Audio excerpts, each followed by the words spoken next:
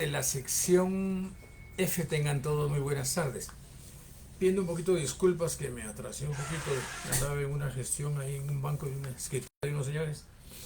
Vean, el día de hoy me estoy enterando de que ya los exámenes parciales son para el día lunes. Yo les había solicitado que me hicieran un trabajo y me lo entregaran el lunes. Pues seguimos en la misma dirección, que esos trabajos en el día del examen me sean entregados, ¿verdad? Y lo otro es señalarles que pues evaluaré hasta lo que dé el día miércoles de esta semana y haré énfasis evidentemente en lo que he explicado, ¿no? Me recuerdo que el primer día hablé un poco acerca de la naturaleza jurídica del derecho procesal constitucional. Eso está en el libro que se llama Apuntes de Derecho Procesal Constitucional. Y señalé que existe una corriente romano-civilista que metodológicamente nos sirve para identificar en qué ámbito situamos a nuestra disciplina, si en el ámbito del derecho público o en el ámbito del derecho privado. Y me recuerdo que hice unas acotaciones en la pizarra y situé cuáles eran las disciplinas que se situaban en el ámbito del derecho privado y cuáles eran las que se situaban en el ámbito del derecho público. De la misma manera expliqué esta corriente romano-civilista y manifesté que esta viene desde muy antiguo, que pasa desde Roma, ¿verdad? Yéndose obviamente a la Edad Media y que precisamente pasa también, como he indicado, nace en Roma y se va hacia la Edad Media y se consolida contemporáneamente. Roma, que algunos han considerado donde se origina precisamente el derecho en su forma más sistematizada, ¿no? Bueno, así las cosas, entonces ese tema abordé que está en el libro de Apuntes de Derecho Procesal Constitucional. No logré avanzar muchísimo eso porque luego me metí a hablar acerca de la figura, me puse a hablar de la defensa de la Constitución. Y en esto pues avancé muy poco con ustedes, pero hoy voy a culminar este tema de la defensa de la Constitución que va a entrar en el examen. Solo ahí tengo ya suficiente materia prima para poder elaborar el examen parcial. Bueno, indiqué que este tema de la defensa de la Constitución medio incursioné y expliqué el famoso principio de supremacía constitucional, hablé sobre la concepción unitaria del derecho, expresé cómo esta concepción determina que las normas primarias determinan la condición de validez de las normas secundarias, ¿no? Y que esto obedece en buena medida a ese posicionamiento, a esa concepción elaborada por Hans Kelsen, lo que él denominó la concepción unitaria del derecho, y expresó que al final, por encima de la Constitución, existe lo que él denomina una norma hipotética fundamental, y que esa norma hipotética fundamental no es un concepto jurídico, sino es un concepto eminentemente lógico, ¿no? Bueno, por favor, pónganle atención a ese primer principio de supremacía constitucional.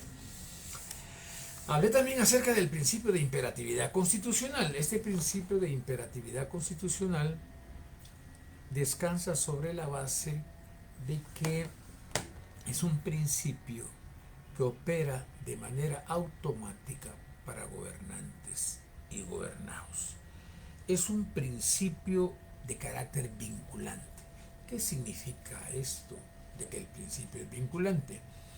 Se indica que es vinculante porque nos obliga tanto a gobernantes como a gobernados a respetar la Constitución. Segundo principio a observar en el tema de la defensa de la Constitución. Tercer principio de legitimidad constitucional. Este principio de legitimidad constitucional de alguna u otra manera representa un principio que tiene que ver con la estabilidad política y constitucional de una nación.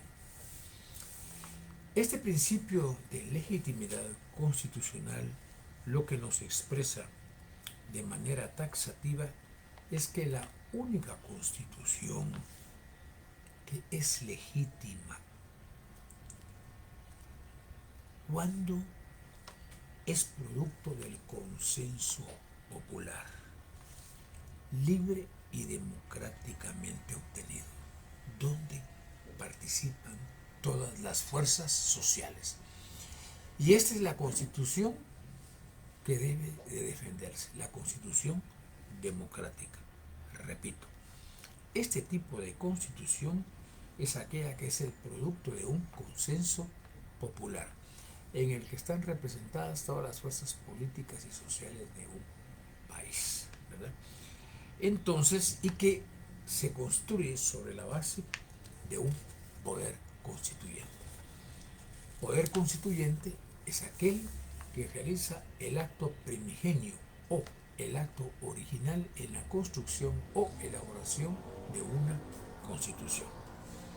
Bueno, los tres grandes principios de defensa de la Constitución. Solo voy a enumerarlos. Principio de supremacía constitucional. Principio de imperatividad constitucional. Principio de legitimidad constitucional.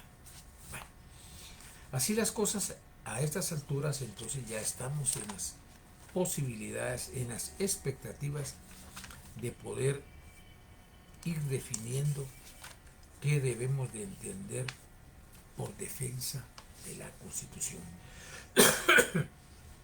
Sobre este punto, el gran jurista mexicano Héctor Fix Zamudio, ex magistrado de la Corte de Constitucionalidad y uno de los grandes pioneros que han impulsado precisamente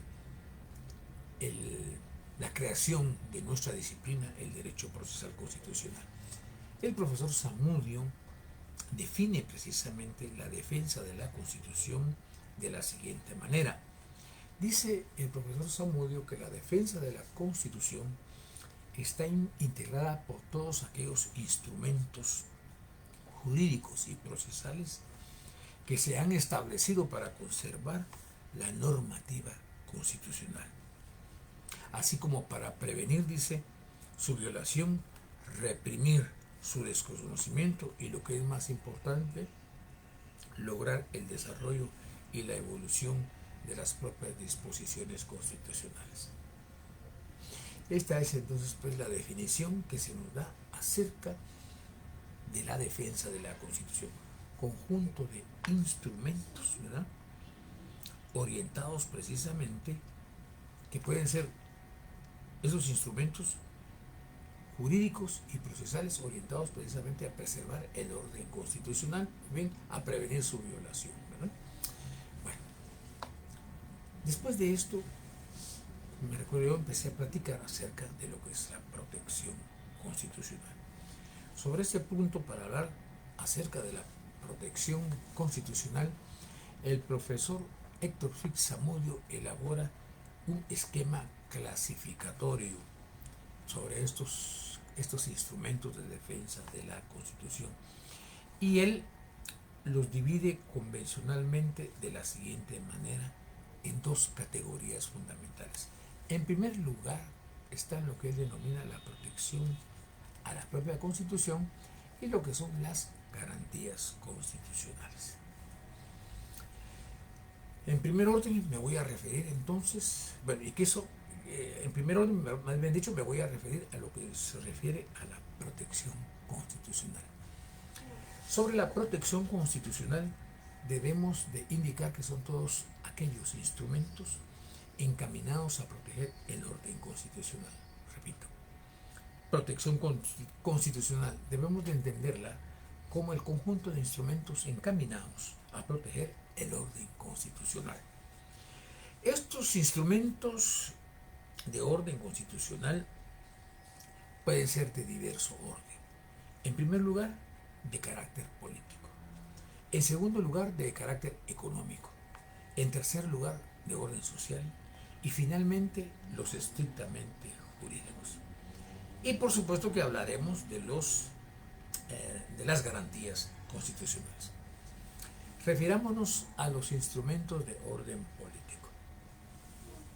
Salta a la vista uno de los grandes principios fundados y generados por el gran político francés, el barón de Montesquieu. Él lo hizo en su célebre obra intitulada El espíritu de las leyes, en su capítulo 11. Este principio de la división de los poderes fue formulada efectivamente a finales del siglo XVII y siglo XVIII, entre la Ilustración y la teoría política del liberalismo, ¿no?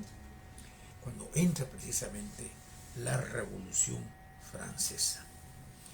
Y algunos sostienen precisamente que este tema de la defensa de la Constitución surge precisamente contemporáneamente con la Revolución Francesa, año de 1769, si no estoy equivocado.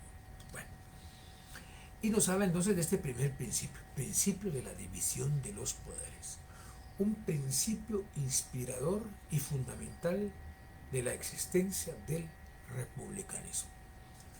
Hoy en día no puede entenderse a ninguna democracia, la mayoría liberales,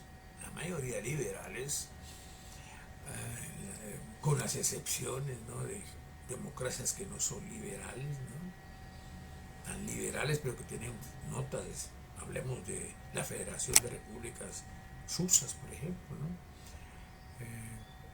Que es lo que más se me viene en este momento, ¿no? Pero la mayor parte de las democracias son liberales. Nosotros, Guatemala, tenemos una democracia liberal, Estados Unidos igual, México igual, en fin, casi toda América Latina, tal vez Nicaragua, que es un aspecto que se discute muchísimo, Cuba también, en la que se discute muchísimo esto, ¿no? Pero sí se reconoce, grosso modo, una división de poderes, pero el verdadero republicanismo reconoce un verdadero principio de la división de los poderes. Esta división de los poderes está orientada precisamente a mantener a los distintos poderes públicos dentro de sus propias competencias y a limitar el ejercicio del poder. Este es el punto nodal precisamente del principio de la división de los poderes, ¿no? Este principio estuvo también muy apegado a otro principio que fue formulado en la primera Constitución norteamericana, ¿va?, el de pesos y contrapesos, ¿no? Bueno, algunos le denominaban frenos y contrapesos, se le dice checks and balances, ¿verdad? Y toda la democracia moderna ha ido en esa línea, que repito, esa división de los poderes está orientada a mantener a los propios poderes públicos dentro de sus propias competencias y a limitar el ejercicio del poder. Y esa es la finalidad que tiene todo tipo de constitución. Bueno, estamos en el ámbito de los controles de orden político. Y dentro de los instrumentos de orden político están lo que se denominan los instrumentos intraórganos e interórganos. Los intraórganos son aquellos controles que se producen dentro del propio organismo del Estado. Y los controles interórganos son aquellos que se producen entre un órgano y otro. Esta clasificación de denominar a los controles intraórganos e interórganos fue elaborada por Karl Lowenstein, quien formuló precisamente dicho sistema. Los llamados entonces controles intraórganos, o sea, los que se dan dentro del propio organismo del Estado, tenemos en primer lugar el bicameralismo. El bicameralismo se experimenta en los países federados, ¿no?, que está constituido por varios estados, en los que existe un Congreso y un Senado. El mejor ejemplo de esto son los Estados Unidos mexicanos y los Estados Unidos de Norteamérica. ellos existe un Congreso y un Senado. El Congreso emite la ley y el Senado le corresponde revisar esas leyes. Hay un control intraórgano. El otro mecanismo de control intraórgano es precisamente el procedimiento legislativo. La existencia precisamente de un Congreso en el que tiene a su cargo la emisión de las leyes, en él se produce un control intraórgano entre ellos mismos. Resulta que para que una ley pueda ser aprobada como ley, necesita obligatoriamente haber pasado por 3 lecturas. Pero puede haber una excepción. Cuando se trata de leyes de urgencia nacional o de interés nacional, entonces se acude a lo que se denomina un procedimiento calificado de votación. Lo que significa que para poder aprobar una ley de emergencia o de urgencia nacional es necesario contar con el voto de las 2/3 partes de los que integran el Congreso de la República. ¿En qué otro caso estamos ante un control intraórgano? En la propia estructura del Poder Judicial. Resulta que el Poder Judicial es eminentemente jerárquico. Su organización es jerárquica, lo que significa que sí tiene instrumentos de autocontrol y que aparecen bien claros en su propia ley, que es la ley del organismo judicial. Y porque posee también los medios verticales de impugnación. Recordémonos que por antonomasia en el Poder Judicial se manifiesta de manera muy clara lo que son precisamente cómo funciona esa estructura jerárquica del Poder Judicial. Por encima, en el primer orden, tenemos la Corte Suprema de Justicia. Esta Corte Suprema de Justicia se integra precisamente o se organiza en 3 cámaras: una cámara civil, una cámara penal, una cámara de amparo y antejuicios. Pues esta última tiene a su cargo ver todos los temas de antejuicio y en materia de amparo, de lo que la ley le da la competencia.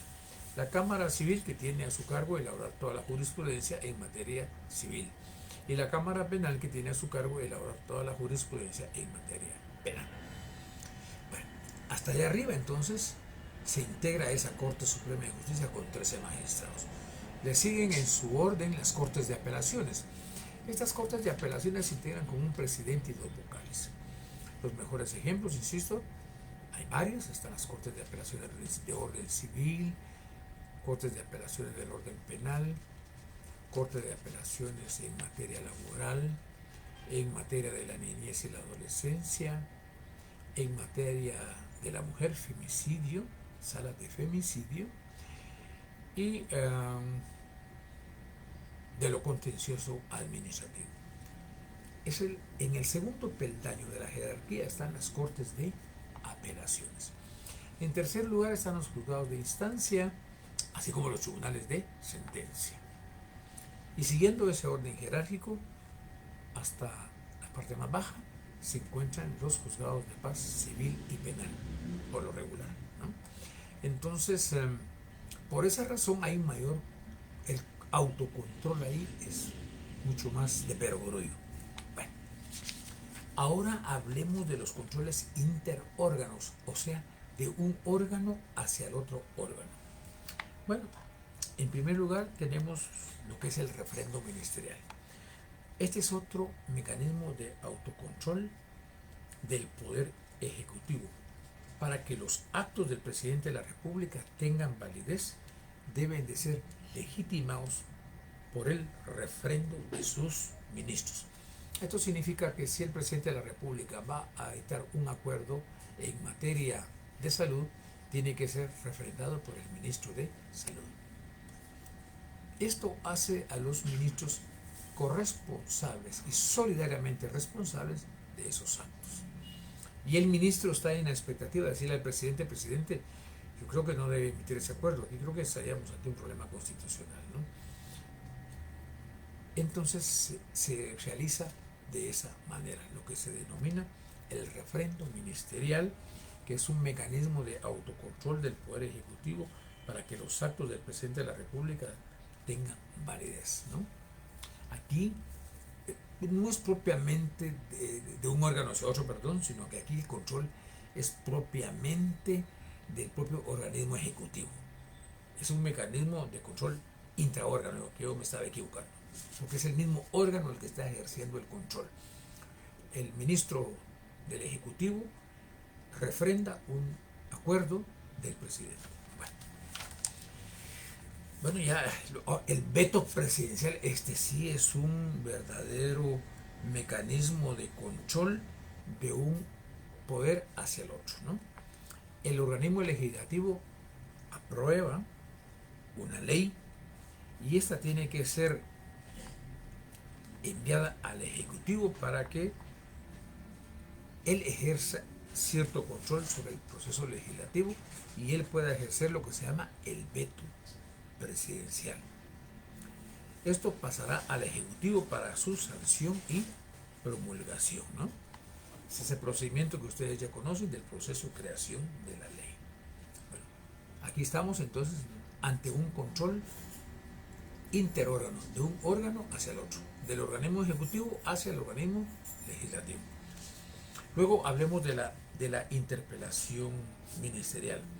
Este tema de la interpelación ministerial se incorpora a nuestro derecho constitucional en la Constitución de 1945 y así se sigue incorporando en los posteriores textos constitucionales. Bueno, tengo pocos alumnos, 27, estoy equivocado, ¿no? Bueno, este sistema entonces de interpelación sirve para que los ministros acudan al Congreso de la República a resolver las expectativas que le plantean los legisladores, ¿no? Esta institución, de alguna otra manera, representa un avance importante en el tema del control de un organismo del Estado hacia otro organismo del Estado, legislativo, controlando al organismo ejecutivo. Hablemos de los instrumentos de carácter económico. Estos instrumentos son protectores y se establecen para garantizar la pureza en el campo de los manejos de recursos y utilización dentro de los límites constitucionales. Resulta que aquí hay de un organismo del Estado hacia otro organismo del Estado también, ¿verdad? Y controles, ¿no? Pero aquí el planteamiento no es de controles intraórganos ni interórganos, sino que más bien instrumentos para garantizar la pureza en el manejo de los recursos y utilización de esos ingresos dentro de los límites que le establece la propia Constitución. Al Ministerio de Finanzas, o sea, al organismo ejecutivo, le corresponde elaborar el proyecto de ingresos y egresos de la Nación y este es enviado al Congreso de la República para que éste lo apruebe. Si no se aprueba, sigue funcionando el presupuesto anterior. Resulta que también cuando Guatemala quiere endeudarse con un organismo internacional, es necesario que previamente sea aprobado por el Congreso de la República. De la misma manera, es solo el Estado, a través del Congreso de la República, el que puede crear impuestos ordinarios y extraordinarios, ¿no? Es el único facultado por la Constitución para decretar impuestos ordinarios y extraordinarios. Porque el Estado ejerce su patrimonio mediante los impuestos que pagamos los ciudadanos.